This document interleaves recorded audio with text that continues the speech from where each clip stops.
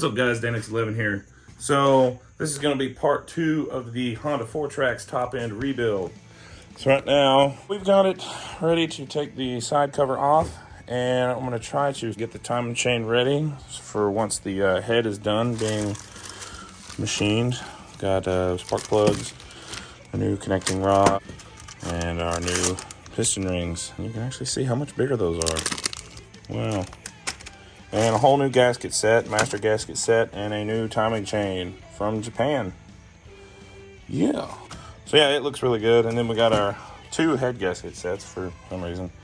That kit came with one, and the gasket set came with one. So, and we got a better exhaust gasket that came with the other kit. Here's the new gasket. It's a lot thicker than that one, so we'll definitely be using that. And we got a new oil filter. So once we get all this done, I'll do an oil change and got a filter for it. So yeah, so right now we're gonna take all these bolts out the side of the case here, get our kickstart off. Hopefully it comes off. And our reverse lever down here. Pulling the bolts out in 3, 2, 1, boom. Welcome back. All right, so now what we're gonna do is take the side cover off. So first thing we need to do is remove the reverse lever, which is down under here. It is a 10mm. Pretty simple. Set that off to the side. And then we have to remove the kickstart, which I'm pretty sure it's either a 10 or a 12. It's a 12.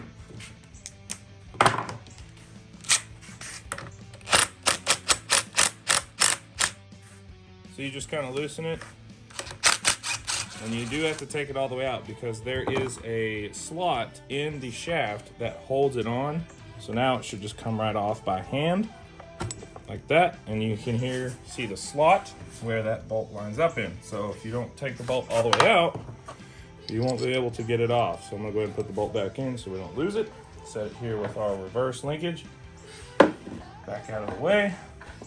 So now I'm gonna start taking out the bolts that hold on the actual cover. Here we go.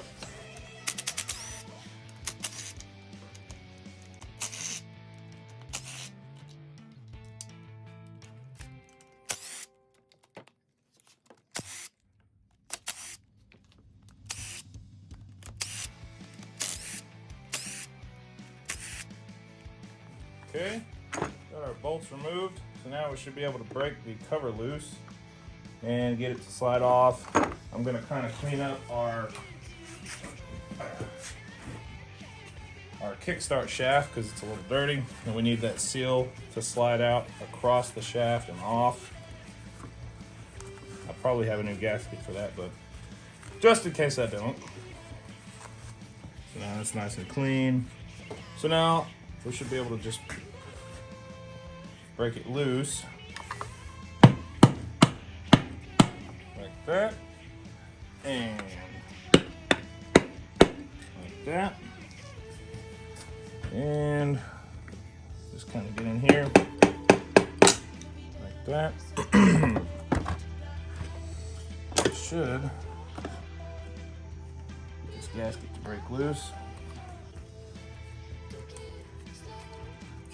which is in horrible condition.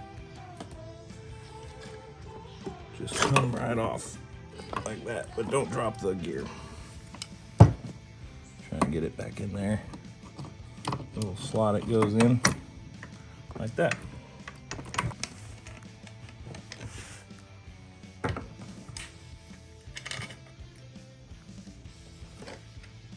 And now when you take this off, there's gonna be a little washer right here that goes on your kickstart, and it likes to stick. So mine's stuck. Just make sure to pop that back off and put it back on. Other than that, this should come right out, no issue. So now we have to take off our centrifugal clutch that engages with the timing chain and our clutch pack. So that's what shifts gears. So when you pull up on the shifter, the clutches expand and it lets you change gears. And then when you let go of the shifter, they connect back together, and the centrifugal clutch is what gives you the motion of just sitting idle versus throttle on. So it's a combination of a clutch pack with a centrifugal clutch. So we have to take off this clutch, and we have to take off this clutch, and then we can get our timing chain off and put the new timing chain on, and then slide all these back on. So right now we're going to look at exactly how we have to take these off, and we'll show step by step how we got to do it. Now, first thing we're going to take off is our shift clutch unpresser linkage, which releases the clutch. It just kind of sits in there. You got to be careful with that, it'll fall apart. We'll set that back there out of the way. Next thing we're going to do is take off the nut that holds on the centrifugal clutch, which is a 1 1/16 socket. It fits it very tight, so it's probably metric, but sometimes standard fits better. So right now we're going to work on trying to break this loose, and we'll come back after we get it loose. All right, so on your centrifugal clutch, you're going to have left-handed threads. So righty loosey, lefty tighty. So we're going to go ahead and spin it to the right to loosen it. And there's our nut. All right, so here's our nut. So I'm going to lay these things down in the order that they come out. Then we got a washer. And then this should just come off. There is our centrifugal clutch, which does not look terrible. The actual clutch plates and the drum look decent. There's no rutting or anything like that. Of course, it is oil lube, so it's not going to have major heat wear. So clutch, washer, then nut. And remember, it's reverse threaded. So lefty tighty, righty loosey. So now we're going to work on getting our actual clutch pack, which is going to be fun. And then we should be able to slide our timing chain off and slide the new one on, and it just reassemble. So for right now, I'm going to get the oil pump disassembled, or not disassembled, but I'm going to loosen it up and get it ready to pull off so you can see how we do it. All right, so we did a little table cleanup, and we organized our parts just so we know where everything goes. Not too much. Next, we're going to remove our shift linkage, which has a little arrow right there pointing to a little circle. So if I slide the shift linkage off, you know, oh my gosh, my shift linkage, where does it go? Well, there's a little dot, you can see, and it lines up with that little arrow. So as long as you get that, see now that's one tooth too low. That's perfect right there. You want your little arrow pointing at that dot. And there is a washer on it, so don't lose that, but just pull that off. And we can set that over here to the side for now. And now that we got that out of the way, I'm gonna work on getting this splash shield off.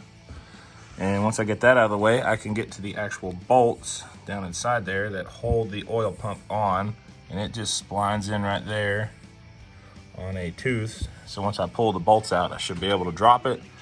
This piece right here just pulls out. You can see it move.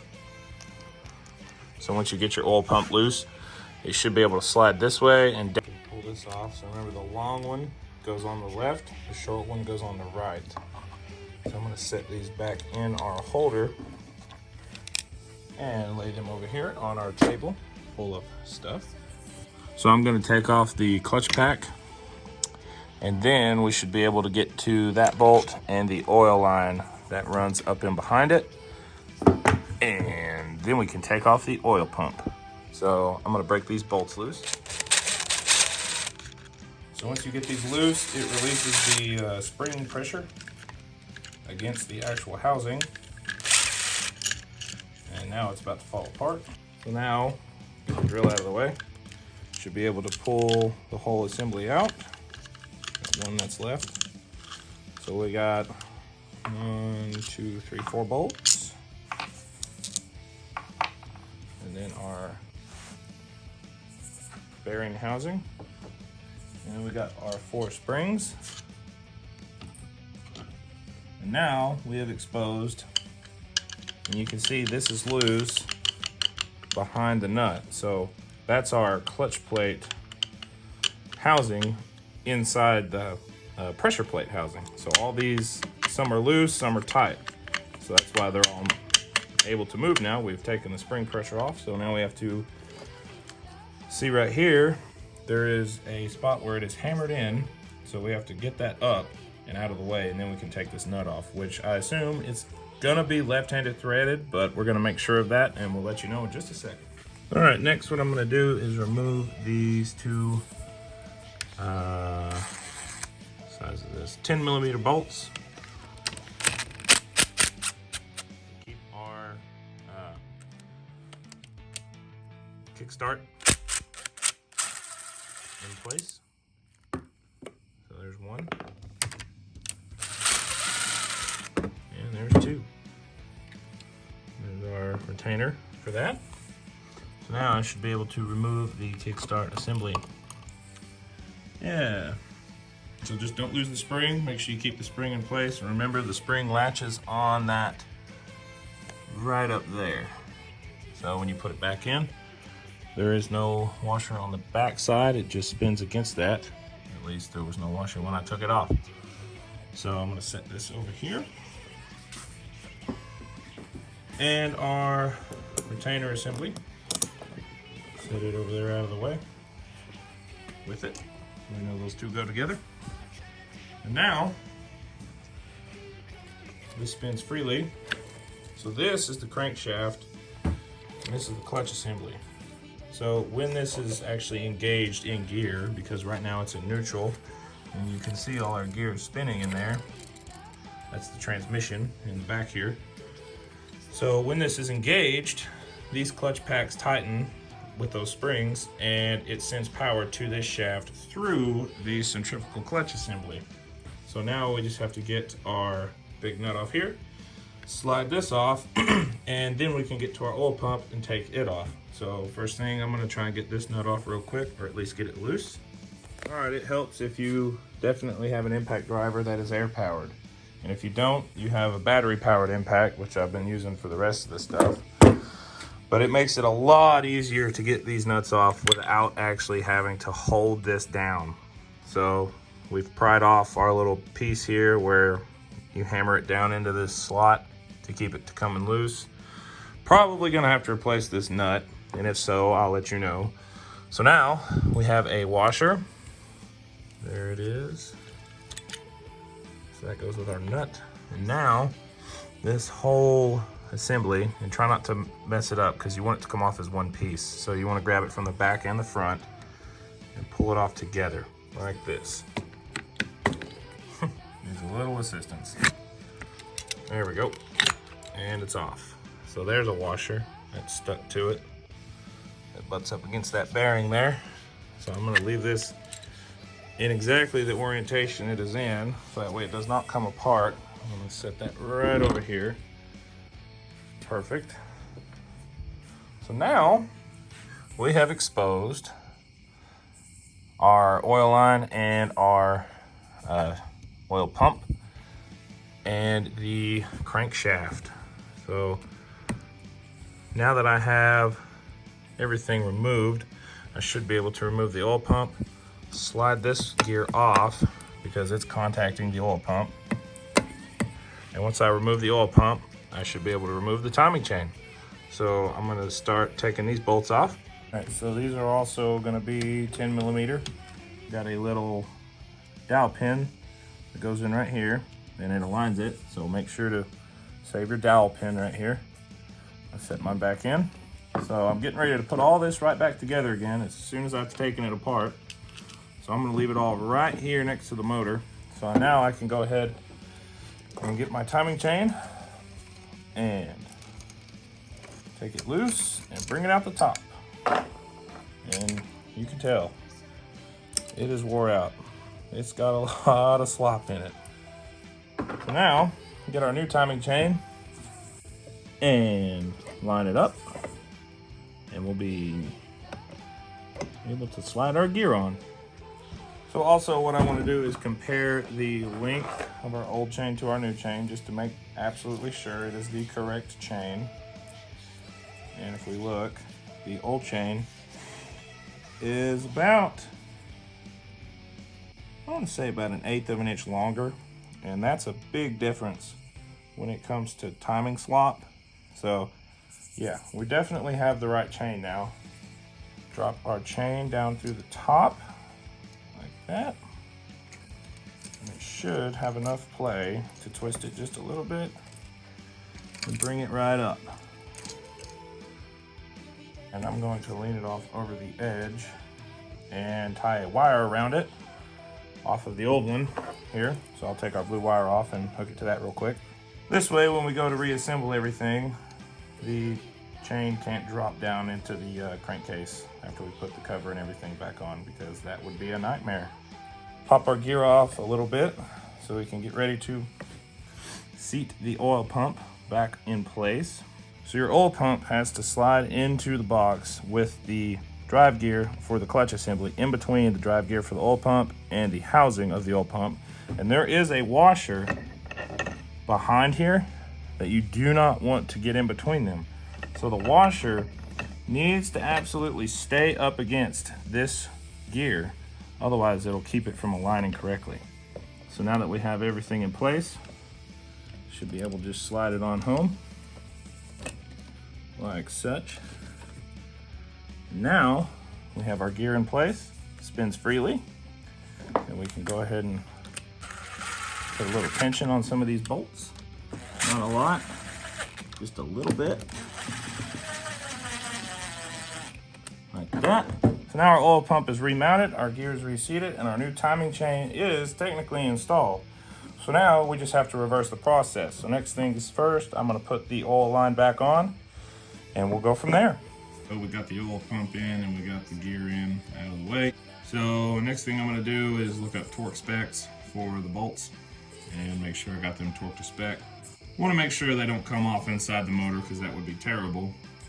So next thing coming up, we're gonna go backwards from the way we started. So that means we're gonna start with our kickstart right here, and then we're gonna put on our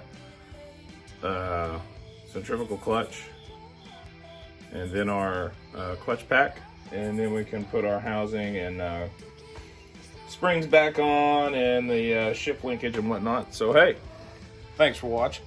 This has been part 2 of the Honda Fourtrax Top and Rebuild. See you in the next one.